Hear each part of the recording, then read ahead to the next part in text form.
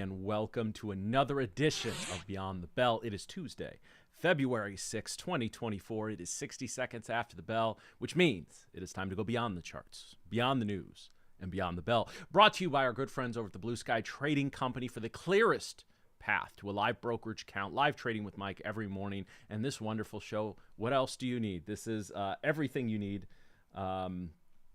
to advance your trading career. Blue Sky has a couple of big things going on, which we're going to talk about a little later in the show. But right now, we need to launch right back into it. First of all, look at I love the energy in the chat today. Michael says, "Let's go." I'd give you I'm not a Tom Brady fan, but I'd give you a let's effing go. But this is a family show. I want you to be able to, actually, no, this isn't a family show. Anybody under the age of 18 watching this is probably just going to be really confused. So, you know, give them an iPad, tell them to sit in the corner for 30 minutes, and you're going to learn a little something about the markets. But definitely an opportunity to learn a little bit today, and I love the energy. So, Michael, Rianne, great energy in the chat there. And as the Nightbot in the chat reminds you, please make sure to like, subscribe, ring the bell to get notified of future shows. Ring the bell. It is Beyond the Bell. I need a bell somewhere around here. I'm going to get one. So you guys keep watching. I'm going to get some sort of ridiculous bell that will ring at certain times during the show. But in the meantime, guys, had an interesting day in the markets today. A couple of things we're going to talk about. So let's get into it with the big picture. So we're going to start with a 4-hour chart of the NQ. We've been looking at this every day, guys, and not every macro analysis in the markets is actionable, right? Like, it's important, I talk about in this show, to have a thesis about what the markets are going to do on a day-to-day, hour-by-hour basis. As day traders, we're not really worried about 2, 3, 4 days from now, but we do want, and that's why this segment is called The Big Picture, right? And again, not always is that going to lead us directly into a trade, but sometimes it will keep you out of what would have been a losing trade. And guys, that can be just as valuable. I had an old scanner that I used in back in my stock trading days. I don't even think it's around anymore. And I don't remember the exact parameters on it. And honestly, for the purposes of this example, it doesn't really matter. But this scanner costs $300 a month. And I can't tell you how many trades it led me into, but through certain configurations, it kept me out of at least 2 or 3 trades a month that probably would have been $800,000-$900,000 loser. So did it make me any money month to month? Probably not. Did it save me thousands of dollars on a quarter by quarter basis? Yes. So it was very much worth it. So when we're doing macro analysis, it's okay if we're looking at something and say, I don't know if this is directly going to lead to a trade. But if you begin to have a bullish bias for if a particular action happens, say we're going to get over 17,700, just an example here, and I'm going to have a bullish bias, and then right away you get over 17,700 and you get a short trade signal. Maybe it keeps you out of what otherwise would have been a potential losing trade. So as far as the NQ goes today, guys, we labeled these 2 areas yesterday. Down here at 17,600 and up here at 17,750. So a 150-point range on the NQ, which is a pretty tight range when we're talking about an asset that's priced up at $17,000, right? Very, very tight range there. And we said we have been struggling to get up above, as soon as I get my drawing tools here, we've been struggling to get up above 17,700, right? And to sustain up there. So we now have, guys, basically a triple top, which is extremely rare, which, what does that tell me?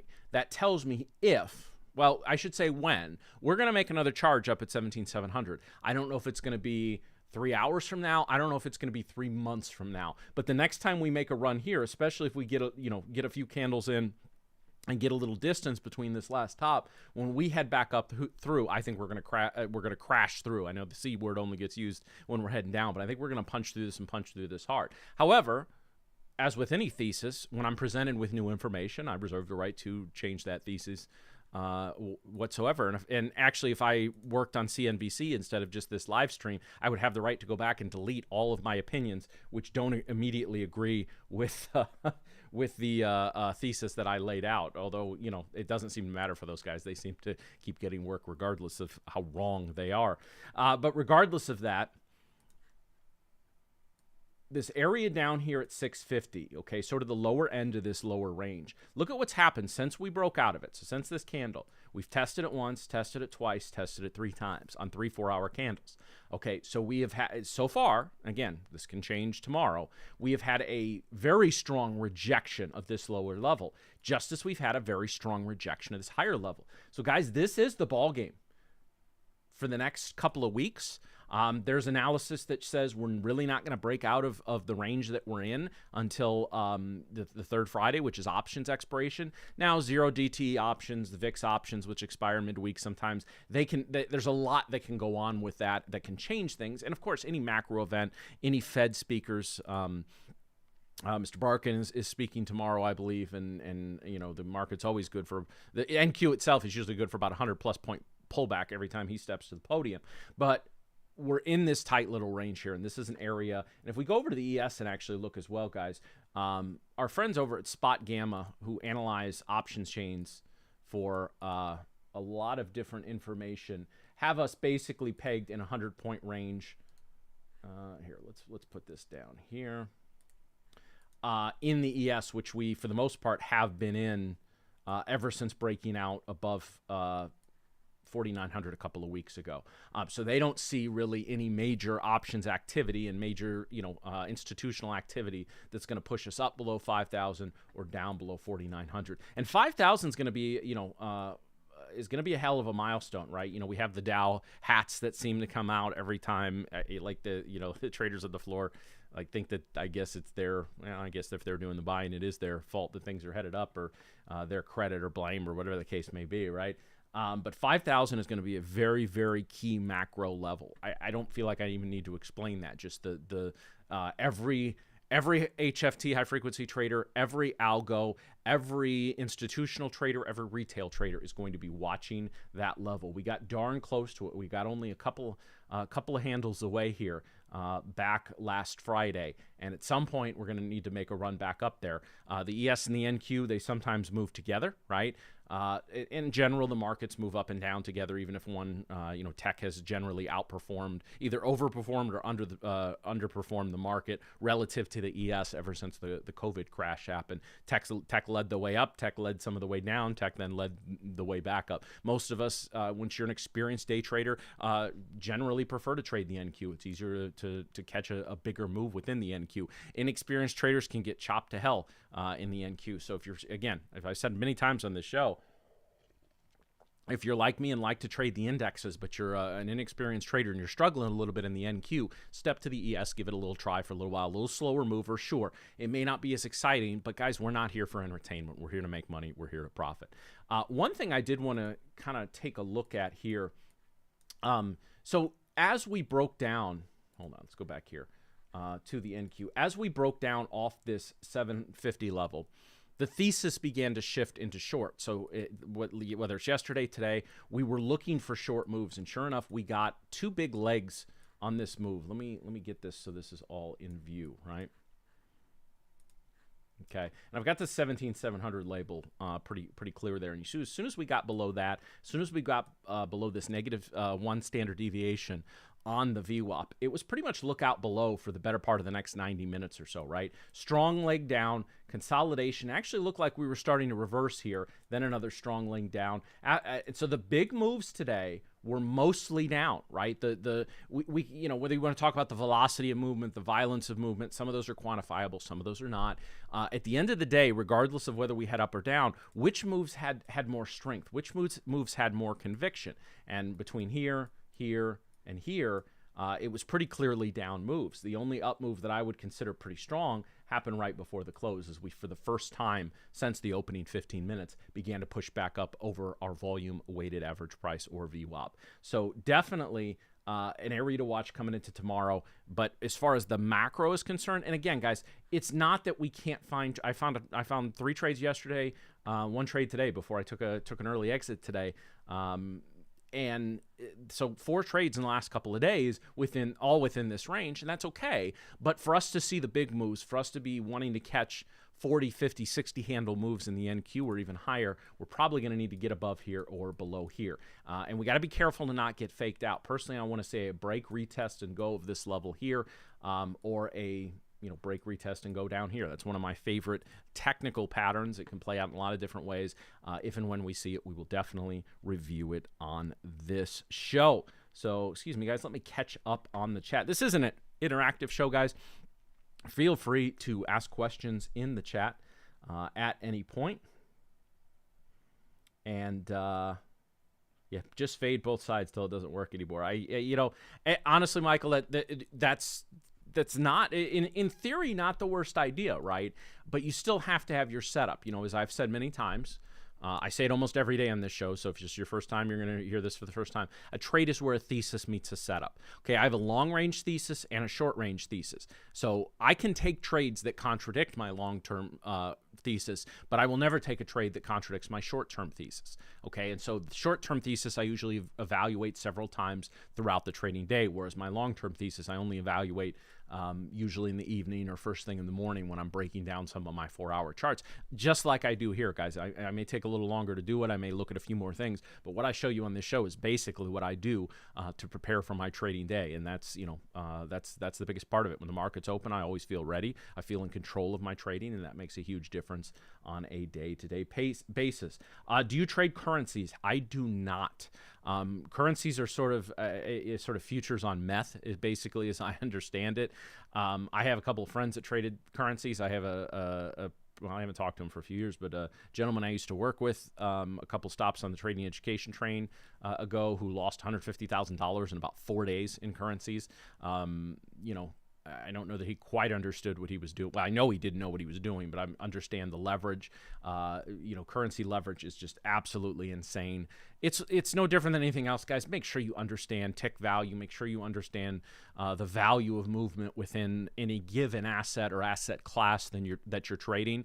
If you're a rock solid trader, you want to seek out the most leverage, right? I don't know that I'd go higher leverage than futures, but once you know what you're doing, once you have the experience, once you can trust yourself to not take enormous losses, leverage is a good thing. Leverage is something to seek out once you know what you're doing. It will just punish you if you're sloppy, though.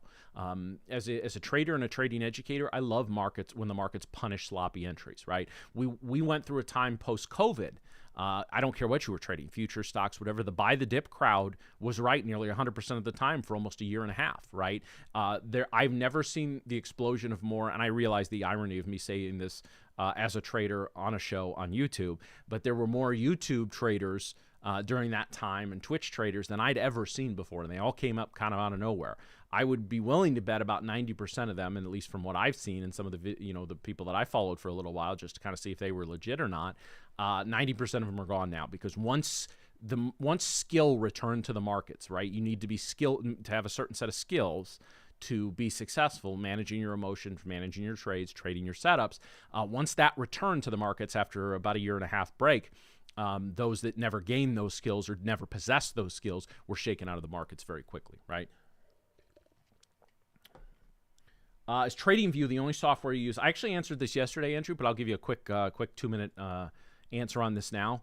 TradingView is what I do about 90% of my charting in. I place my trades through through my brokers is Phillip Capital, and I place those trades through a platform called Edge Pro X. Edge Clear is the broker or the provider name. So I highly recommend them. They're about $30-some a month to use their platform, but very user friendly. I've been with them for a few years, and they're who I recommend in terms of going with futures. Gold and NASDAQ Dow and all a bit of oil seem to suit me. Honestly, those are the if you sub in ES for Dow there, Chris, that's pretty much what I look at. I look at about 4. It's one of my long-term trading goals. I'm going to add one of the bonds, ZN, ZB, something like that this year, and pay a little more attention to that in that particular market just to expand the amount of trades I'm getting.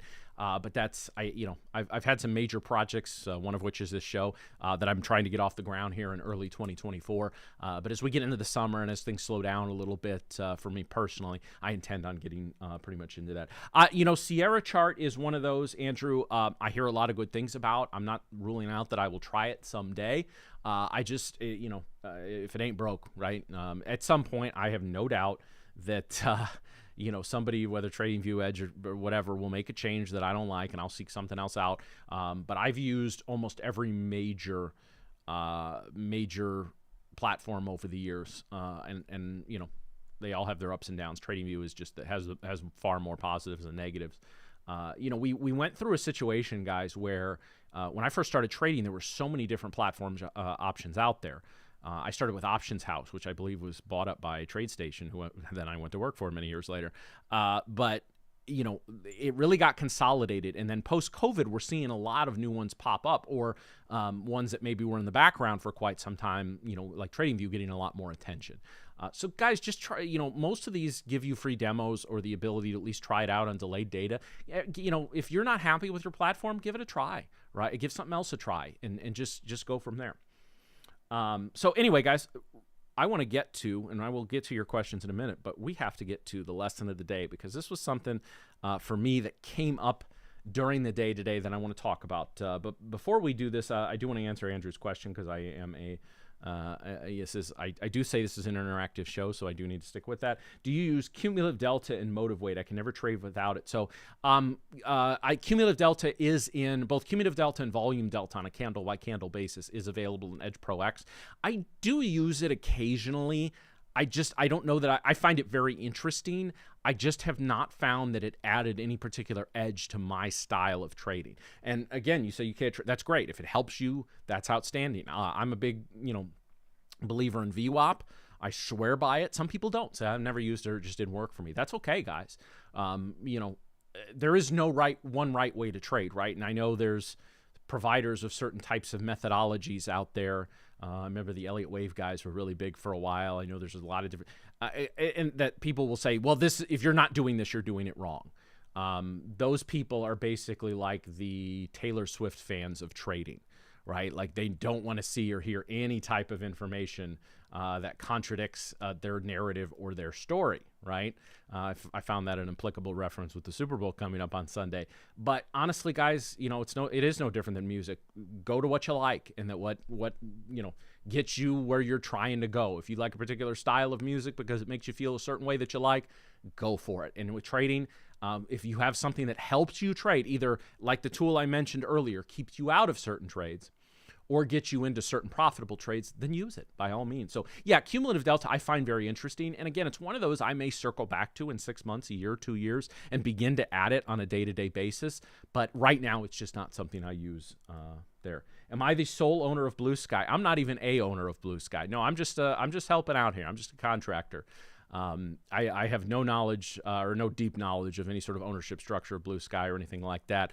If you go to our Discord during the day, Mike is is the head trader here. I believe he's one of the owners as well. So if you have any questions relating to the company, you can pose them to the support channel on the website or talk to him. But no, I'm just a guy. Just a guy talking into a camera on the internet, trying to help you guys get a little better at your trading. That's basically it. Absorption, lack of participation, yeah, definitely. That's a good way as well. Anyway, guys, I want to get to, and I could honestly, and I know that I can do this because I've done it before. I could do an hour-long rant on the following subject, but I'm going to try and compress it down to just a few minutes here. And this goes based off a conversation I had with a gentleman yesterday, and something I noticed in another Discord, another trading Discord today. I'm a trading educator, okay, which means. Trading educator, trading coach, whatever you want to call it. It doesn't matter. Doesn't matter what you want to call it. My side job, as I say, I'm a full-time trader and a part-time trading educator. I do things like this show because I really enjoy it. I'm a sociable guy, and trading is a pretty lonely endeavor sometimes when we're just sitting at our monitor staring at our screens, right? And when I'm working with somebody, one of the first things I'm going to ask to do is to see their journal. Now, this is not a trade journaling rant, although they're very related, right? And most traders that are struggling have some sort of sense of why, right? Like very few people have I talked to, gosh, Matt, I'm losing $2,000 a day, or I'm blowing down an eval every other day. I have no idea what I'm doing wrong. In most cases, you have a pretty good idea. And one of the most common things is you're just not trading setups. You're buying because you think something is going to go up, and you're selling because you think something's going to go down. And in theory, that is trading, right? Like on the simplest level, that is what trading is. But you still have to have a reason and a setup. It's okay to have a thesis, but you can't just trade your thesis without a setup, okay?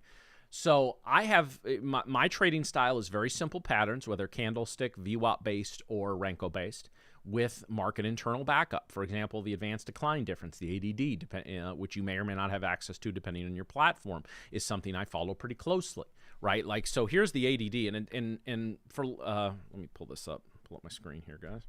For lack of a better understanding of this, AD is just the difference between red and green issues or stocks in the New York Stock Exchange. So, for example, at negative 1,000, okay, and it's the AD, advanced decline difference, when it's at negative 1,000, which is considered an extreme negative reading, that means 1,000 more stocks are red than green. So you see, we opened up all the way down here at negative 1,600.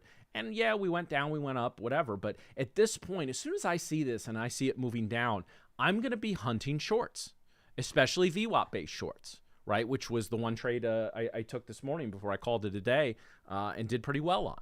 Okay, so that's going to influence my thesis. It's going to influence my bias. And it's going to, again, maybe it doesn't necessarily get me into a trade that makes me money. Maybe it keeps me out of a trade that loses me money, okay?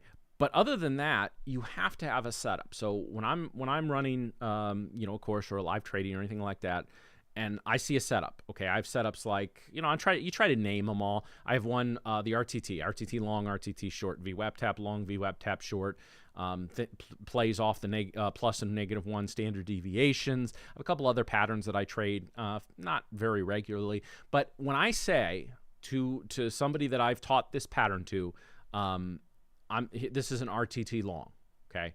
They and me know exactly what I'm talking about, okay? They know exactly what the pattern is, what I'm looking at, what I'm looking for, my initial stop, my initial profit target, and that's it. It's you can call these setups plays. There used to be some very famous trading educators who I think have retired that talked about playbooks and all this kind of stuff. They weren't the first ones to coin it, no matter what they say. But regardless of that, I was just going through old files a couple days ago, and I found a printout of one of the first swing trading plays that I ever learned.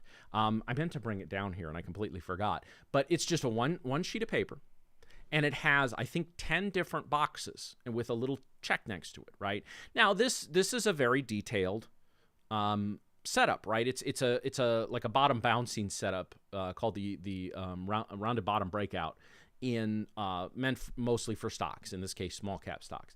And it gives you a checklist, right? So it says, these three moving averages are stacked one over the other. Then this happens. Then this happens. Then this moving average crosses over this one. Then we get here. Oh, once the price action crosses above this moving average, you enter the trade. Okay? So it becomes a binary at that point. Something either is, like with the RTT, it either is an RTT or it's not an RTT. Yes, there are some that are better patterns than others, but ultimately it is or it is not. There is no, maybe it is no. It very clearly is or is not. Same thing with this other one, right? And so once you get down to like step 7, there's your trigger, your entry trigger. And then the last couple of rules, here's my stop, here's my profit target. Okay, now I'm a believer in scaling out on the upside, but that's a different conversation altogether. Okay, so again, when somebody comes to me and they say, here's my 3 plays, here's my journal, I can figure out exactly what's going on with them probably in 5 minutes or less. Okay, but if they're just taking trades, I'm buying because I think we're going to go up. Well, that's great. Why? And where are you going to set your stop? If you don't have a play, you're just going to stop out when the pain gets too big, or when, our trader stops you out because you've hit your drawdown limit. And where are you going to take profit if you don't, well, maybe this is good. Okay, I'm going to get out here, and then the thing runs. Right? So you have to set up your trades and then trade your setups. Okay? I like to say 90% of the work of a trade is done before you enter the trade. Okay, you know the setup. You're watching and when I hit a trade, the very first thing I do, I'll enter the trade. I set my stop. I set my first profit target. So if I've got let's say two minis, I'll set a full stop, and then I will set a profit target for one contract, based on my risk reward criteria. Okay, at that point, I do nothing until one of those two is hit. If the stop is hit, trade's done. I'll make sure my orders are zeroed out and on to the next one. If my initial profit target is hit, I'll take a look at the chart, decide where I want to put my next profit target, slap in a stop for the rest at break even. So I'm not going to lose on that second. Sometimes more than break even, depending. If we're talking 30 points in the NQ, I'll make sure to set the stop about 10 points above my initial entry, right? Now, that little bit may fluctuate based on the trade, but everything else is done before I hit. I know exactly where I'm setting my trade and my profit target before I hit enter. And then it's just a matter of going to do it. Okay. Sometimes, sometimes I'll hit an OC order or bracket order, and set it up so those orders aren't triggered unless there's an entry. Again, it depends on how much time I have and how sure I am of the trade. But ultimately, that's it, guys. The work is done before I get into the trade. Everybody else is basically doing the work once they get in the trade. Okay. And don't get me wrong, I want people like you guys in the market because you guys are whose money I take. Not you guys specifically, but you know what I'm saying, right? The people that are in there just buying and selling for whatever reason, they're the ones that are the ones whose money we take. So that's basically what you need to do, and that's basically how you need to set these things up. So I hope that makes sense to you. If it doesn't, you're more than welcome to, as I say, I never direct message anybody. At least like cold direct message you, but you're more than welcome to direct message me. And guys, we only had one question for the mailbag, so I will save that for tomorrow. But if you have any questions that you want to hear on this show, either in the mailbag segment or now, make sure you reach out to me via Discord. I'm in the Blue Sky Discord channel. I'm the only one listed with the purple name under Trading Coach, just Trader Matt. And you can also email me, matt@tiresiastrading.com. That's TIRESIAS trading.com. Before I leave you today, guys, I got a couple of fun things to talk about. So first of all, we just finished up, I believe, day one of the Blue Sky $100,000 trading competition. So if you are a current Blue Sky customer, either in any of the stages, eval, blue, live, funded, whatever the case may be, for just a few bucks more, you can jump on our competition. You're given a $100,000 eval sim account.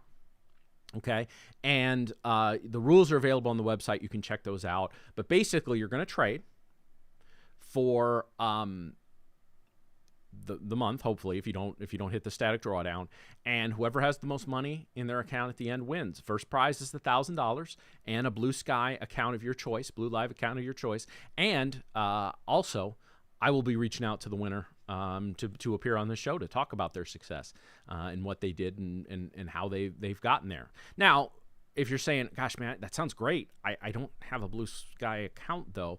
Well, as we announced yesterday on this show, we are in day 2 of our 5-day flash sale here at Blue Sky, 50% off. Now, that's not it. So 50% off Blue Sky is done, I think, once or twice before. They're not one of those that discounts to 90% because they're trying to give away $10 evals that people are just going to YOLO into in 5 minutes and lose their money right away. I'm not going to name any names or anything, but so 50% off is as steep a discount as they've ever done. The other thing is, once you reach the brokerage stage, so you've got your eval, you've got Blue Live, brokerage stage, your first month is refunded. Okay, so if you go spend, let's say $100 on the static account, which is the one actually I recommend, and let's say it takes you 2 months, but you don't have to reset, and you eventually get into brokerage, that $100 comes right back to you. Okay, so use code REFUND50 in all caps to take advantage of that today. Again, that ends Friday at midnight, so make sure you jump on board with that and continue to watch this show for any sort of tips and or macro analysis. So I do want to answer this last question before we wrap up the show for the day. How much money do you keep in $50,000 account as your safety buffer? Amount under which you would not go. So I trade out of my personal brokerage account, and actually the amount it's actually very close to that. So I guess this I can make sense to say this. But let's say I started a Blue Sky eval tomorrow, took advantage of the 50% sale, right? And let's say 3 weeks from now I'm in brokerage and I'm trading. For me, I would want to keep at least a $5,000 buffer, right? So I would want to make probably about $8,000 to $9,000 before I withdraw down to that 5K buffer. Because with $5,000, you would have to go on a hell of a cold streak to blow out that account. Because once you're in brokerage, you don't want to blow out the account. If you blow out an eval, that sucks. You need to know what you did wrong. You need to fix it, and you need to try again. But once you're in brokerage, the live brokerage account, you absolutely do not want to blow that out, right? Because then you got to go all the way back to the beginning and start over, and you're out whatever money you had. So for me personally, in a $50,000 account, that's a 10% buffer, right? I can't tell you. In fact, I don't think since I've become profitable, I've ever had a 10% drawdown off the top of my account. I was close once, but not, and that was like 7 years ago. So I would definitely recommend at least an 8 to 10% buffer, because then again, or even if you fat finger into something, right? I know somebody messaged me that they did this a couple months ago, and I don't know if they were being honest or not. It doesn't really matter. That they had gotten into a funded account at another company, and they accidentally traded 5 minis instead of 5 micros, and literally, I think they said 16 seconds later, the account they had spent almost 2 months trying to get to was blown out. Okay, so once you get to that funded, to that brokerage stage, you don't want to blow out your account. Give yourself a little room. Personally, what I would do, I would have, I don't know what you guys can do in terms of brokerage, but if it was possible to do 2, I'd let one just keep on going and never withdraw from it until many years from now, and I'd probably have the other one just to scrape a little off the top for expenses from time to time. That's actually kind of what I do. I have one main personal account, and then I take some out of that and put it in an IRA and all that, and that's a whole different story. But yeah, so I hope that answers your question. So gone a little over our time today, but that's okay because I enjoy spending it with you.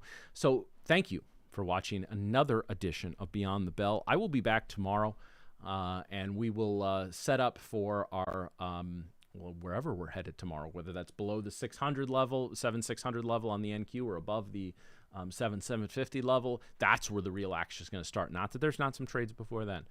So in the meantime, have a great rest of your day. Check us out at bluesky.pro for the 50% discount, and I will see you for another edition of Beyond the Bell tomorrow. Have a good night.